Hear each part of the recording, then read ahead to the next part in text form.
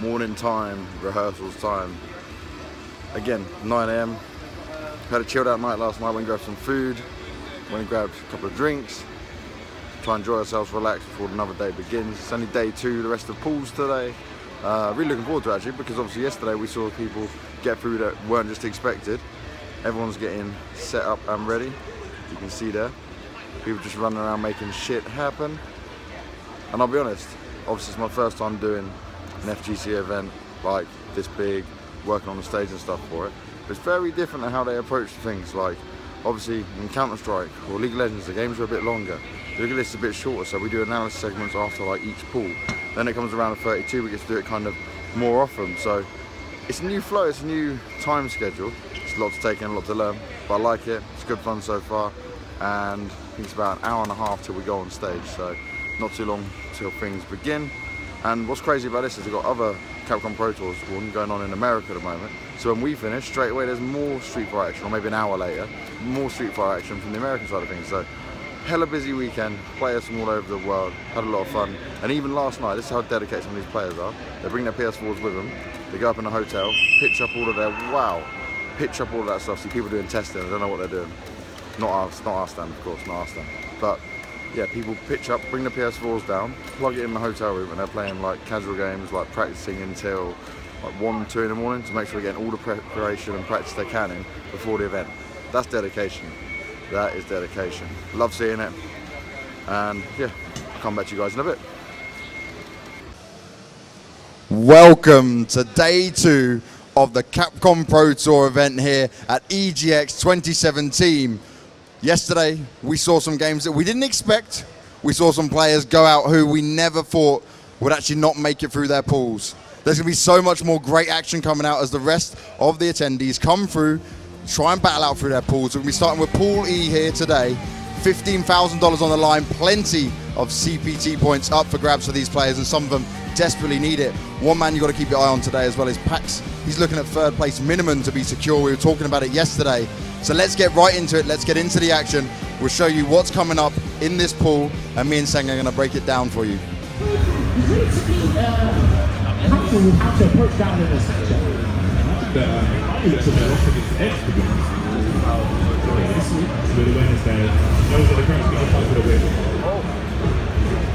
And I like the areas that you're jumping, making sure that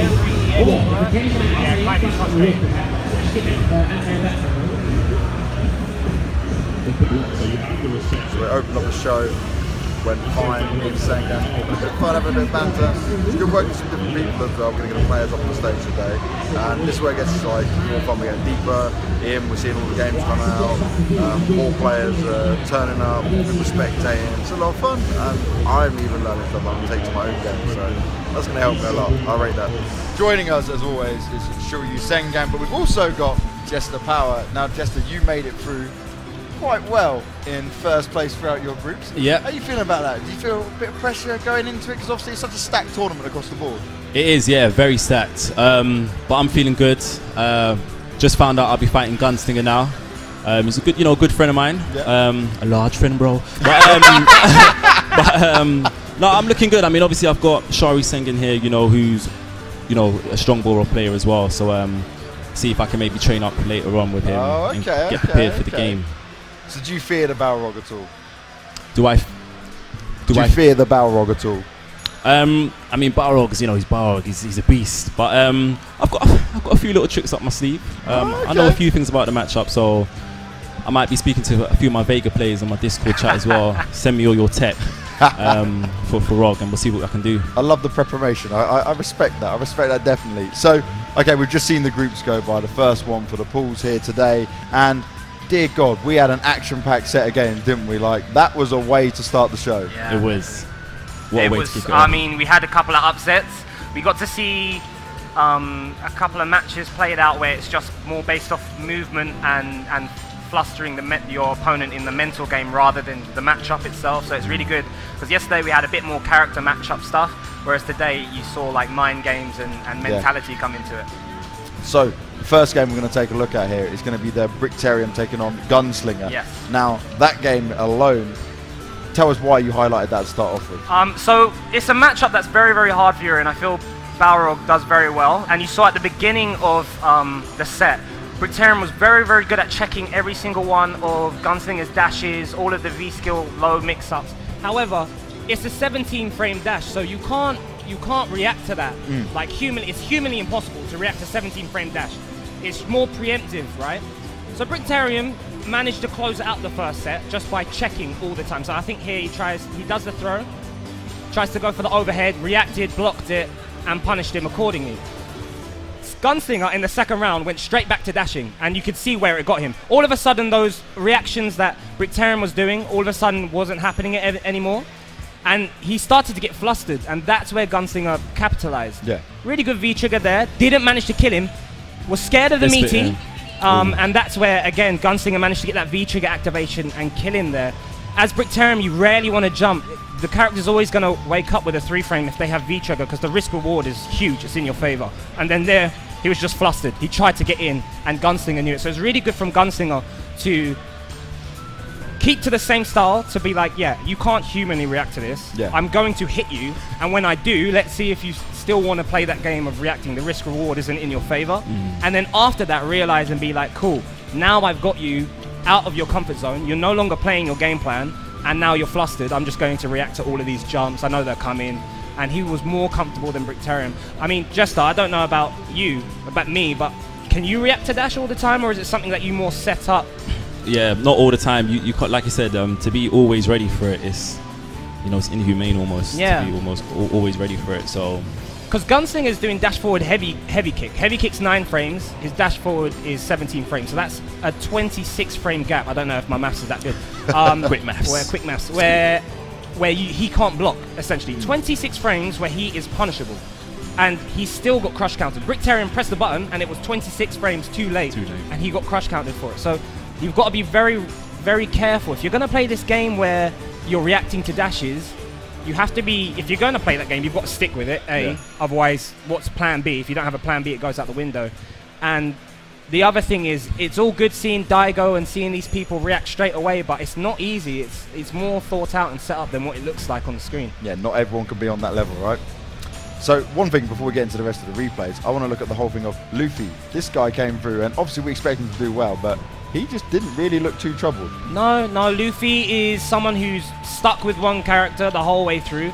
So in terms of character matchups and familiarity with his character, he has a plethora of game plans that he can throw out. Yeah. The only thing where he'll run into trouble is if he fights either bad matchups that he's not too sure and hasn't trained as well, or the new characters, and he hasn't had time to sit down with the new characters. You saw versus TKR, he pulled out Abigail. Wasn't polished, so you could see that Luffy still had the advantage, because Luffy's practiced with Mika a long time. I'm not sure how much practice TKR has put into Abigail. It's not as simple as just pick up and play. Yeah. So he was comfortable in his game plan, and that's what got him through, I feel. Okay, and you got much experience playing against Luffy? Yeah, I've run into Luffy a few times in tournament. Difficult opponent? Yeah, difficult opponent, yeah. Really, he's a character loyalist, specialist, and he's, that's one of the good things about being a character specialist as well. Yeah. You are pretty well trained in a lot of your matchups, and you work on your bad matchups as well, so.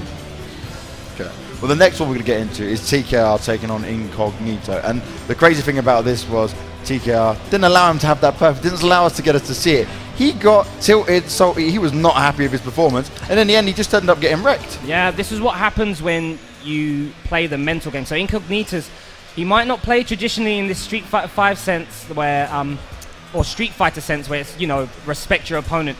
He does very unsafe stuff, very risky stuff. I feel it's a bit of a detrimental style to play, because you're not going to win a tournament in the long run playing like that. However, you can certainly cause an upset by flustering your opponent. TKR felt disrespected. He went to Abigail and was like, look, I'm just going to kill him with Abigail. I'll do loads of damage. Yeah. And if he wants to play this risk-reward game where he presses buttons and I press buttons, I'm going to take him out. Felt in this second set here, after he got the critical art, it gave him a bit more momentum. Was like, right, is Incognito going to calm down now, or is he going to stick to that same game plan? Managed to get the anti-air here, didn't finish his plate, but was still kind of lucky to finish this off with the chip here. However, he felt like, yeah, now I'm in control. And Incognito was just like, no, I'm playing the exact same way I was playing since day one. That's the thing as well. For me, it looked like TKR was just struggling to keep up the whole way through because the pressure was unbelievable and Incognito was just everywhere. So if you get flustered in this game, you can lose very quickly because you're not focusing on what's happened. I don't know if you've ever been flustered by like a Rashid or... Well, you surely haven't laughed at it. I mean, obviously you saw what happened to me yesterday when I had to go up against my Rashid player as well. Oh yeah! That's what they can do to you, but it's being able to adapt on the go and on the fly. And it's the resilience you need, right? You need to be able to be like, okay, calm down. Yeah, precisely. And this is where the next replay comes into it because it was a similar story but a different result in the end with Akainu taking on Baka, the Ed player. Yeah. And so the reason we highlighted this one was you were saying, Sengang, because basically he managed to adapt, he able to react to it, and that's the turning point here. Yeah. I mean, I don't know if we got that replay on hand, but Akainu versus Baka. Baka did very, very well. You could tell that he was comfortable, or not comfortable, but he understood the Gar matchup, and Akainu maybe caught sleeping, wasn't ready for such a fierce opponent early on. You know, he took the first set convincingly, but when Baka brought it back, all of a sudden momentum shifted, and you can see Akainu was uncomfortable. But this is the difference. Akainu didn't, you know, go to character select screen and bring out some character that he's maybe not practiced with that much. He was like, okay, I understand my opponent. He gets the damage when he gets in. Let me set up shop with Guile and just play a Guile game plan. And although it was close, he was still able to come out of it. I'm not sure if TKR stuck with Chun-Li, we would have seen a different result. That's the thing as well, the quick switch of players can that sometimes have a negative effect. So if you're trying to change it up, you've gone away from your game plan. And also how much, so we've seen Abigail, we've seen Ed here, they're both newish characters now. How much of a factor is that for some people? Do you get to play against them as a matchup all the time, or is sometimes you could come into it and be like, actually, I wasn't prepared or aware of what's going to happen? That's a huge factor. The only time you run into these new characters is online, right? And these characters are being played by people who aren't at a level where you have to learn the matchup. You're just beating them. Me, basically, that's what we're saying. You said it, mate. So you're just playing them and beating them, so you don't feel like you have to learn the matchup because you haven't fought anyone that's good with the character yet. So when you go offline and you see some guy who you've never heard before, you're like, oh, he plays there, this is going to be free, and he gives you a bit of trouble. I don't know, what's your take on fighting players offline versus online with new characters? Yeah, it's definitely, you know, you go in and you think, wow, this is someone I've never heard of before. They're playing this character who I don't know that much, well. It's like you've got to go into it, hopefully being as prepared as you can, like trying to know as much as you can going into it. But it's tough, man. Yeah, it's tough. Well, thank you very much, guys, for joining me. Thank you for your expert analysis. We're going to be going to a quick break now, but don't go anywhere because the next pools are coming right up. We're going to be having some epic more games. We started off extremely strong here for day 2, and I'm sure it's only going to get better. As Gunsling is just getting his head. In the shot. It's like, me and you. He's talking. He's got Jester power next. He's like, I'm going to batter you. Turn around. Before we go into this, Jester, how much of a hurt are you going to put on this guy that speaks a funny language for us? Who's winning? You or Gunslinger? Well, you know what? I'm going to bring it to you, bro. It's going to be a large one. That's all I can say. Yo, it's going down. Don't worry, Gunslinger. We'll get you up here, at some point, and you can come and have a revenge on this and try to say it. Because I think these guys have got more words for us to say. But we're going to go for a quick break. Don't go anywhere. There's going to be some more great action coming up here at the Capcom Pro Tour Premier event at EGX. It's going to be large.